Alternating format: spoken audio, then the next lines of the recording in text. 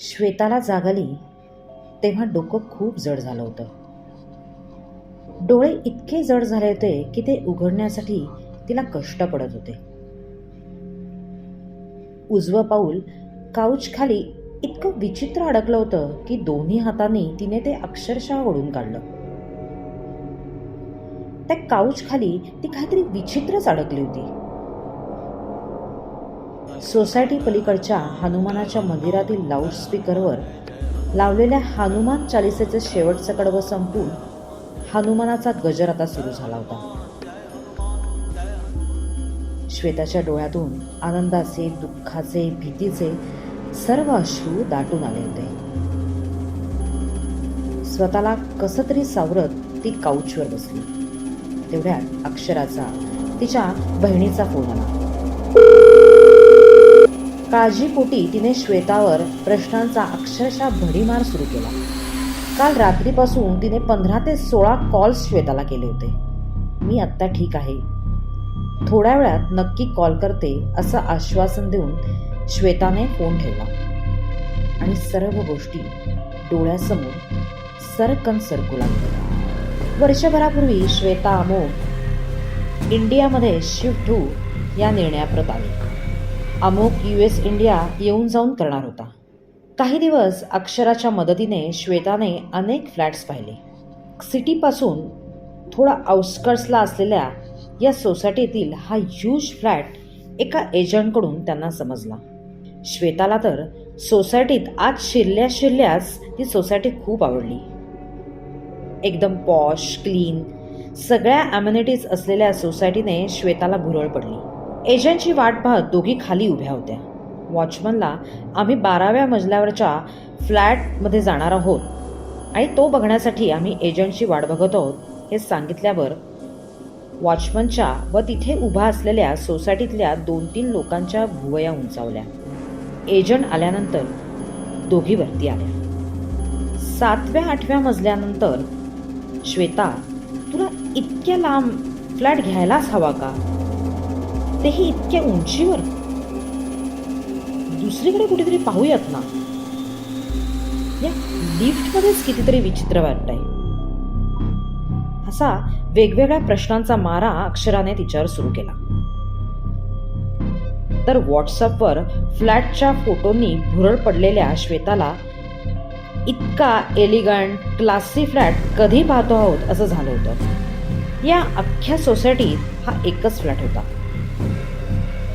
आणि तिला मात्र हा चान्स सोडायचा नव्हता. फ्लॅट पाहून तर तिने चेकबुकच बाहेर काढलं. टोकन अमाऊंटचा चेक एजंटला देऊन पुढच्या व्यवहारासाठी उद्या ऑफिसवर येते असं सांगून त्याला तिने जायला सांगितलं. थोडा वेळ तिला तिथे जरा थांबायचं होतं. प्रत्येक खोलीत ती रमत होती. फ्लॅटमधील सगळ्या वस्तू, इंटिरियर खूपच रिच होतं. हे सर्व इथेच ठेवून मालक कसा काय गेला याचं तिला आश्चर्यच वाटलं. पण असतात खूप श्रीमंत लोक. अक्षराचं चल निघूयात ना असा सारखा आग्रह सुरू झाला. ती उगाचच काहीतरी त्रुटी काढत होती आणि काहीच दिवसात हा महाल माझा होणार या कल्पनेने श्वेता हुरळून गेली होती. हे बघ, मी कुठेही राहीन, तुला फ्लॅट आवडला तर एकदम मस्त, आणि तेच सगळ्यात महत्त्वाचं, असं बोलून अमोघने काम एकदम सोपं करून टाकलं होतं. सगळा फ्लॅट, टेरेस पाहून अक्षरा सारखी हॉलमधल्या भिंतीकडेच पाहत होती. तिला काहीतरी आता तिथेच खटकत होतं. एवढ्या छान पेंटिंग केलेल्या भिंतीवरच्या एका क्रॅकने ती अस्वस्थ झाली होती. क्रॅकचं काय एवढं? पडतात घरांना, घेऊ नंतर करून त्याचं. श्वेता तिला सांगत होती, मी खाली जाऊन थांबते, तू ये सावकाश. मला आता इथे थांबवत नाही, कसं तरीच वाटतंय, असं म्हणून ती खाली निघून गेली. मग काय, 5-10 मिनिटं तिथे रेंगाळून श्वेता फ्लॅटच्या बाहेर आली. नुसतं लॅच ओढून घ्यायचं होतं म्हणून बाहेर येऊन ती मागे वळणार इतक्यात जोरात दार लागलं. डॅकमधून वारं आलं होतं. त्याने ते दार पटकन लागलं असं तिला वाटलं. यथावकाश फ्लॅटची सगळी खरेदी झाली. तो सजवून झाला, पूजा झाली आणि श्वेता अमुक स्वीट होम अशी दाराबाहेर पाठी लागली. काही दिवस घर सेट होण्यात व रुटीन सुरू होण्यात गेले. तसंही ऑफिसमधून घरी यायला तिला 7 वाजले. पण मजल्यावर शेजार नाही हे जरा तिला खटकत होतं. बाकी सर्व मजल्यांवर सर्वजण राहत होते. हळूहळू सोसायटीतल्या बायका पण हाय हॅलो करू लागल्या. 12व्या मजल्यावर राहते असं म्हणल्यावर फार काही बोलत नसत. मात्र त्या कामवाल्या बायकांबद्दल चौकशी केली तर आमची बाई काही येणार नाही, तिला काही वेळ नाही असं सांगून त्या निघून जा. ठीक आहे, काही दिवसांनी मिळेल बाई या विचाराने रोज श्वेता लिफ्टने वरती येत असे. हळूहळू दिवस महिने जाऊ लागले. अक्षरा घर चांगलं आहे ना, काही प्रॉब्लेम नाही ना असं सारखं सारखं विचारून श्वेताला हैराण करत असे. श्वेताला आता तिचा राग यायला लागला होता. निवांतपणा मिळू लागल्यावर श्वेताला जरा एकटं एकटं वाटू लागलं. कोणाला बोलवालं तर प्रत्येकाची काही ना काहीतरी कारण. अहो दिवसच काय, श्वेताला आता या घरात येऊन 6 महिने झाले होते. हल्ली तिच्या मनात येऊ लागलं की 6 महिन्यात आपल्याला एकही बाई कशी कामाला मिळत नाही.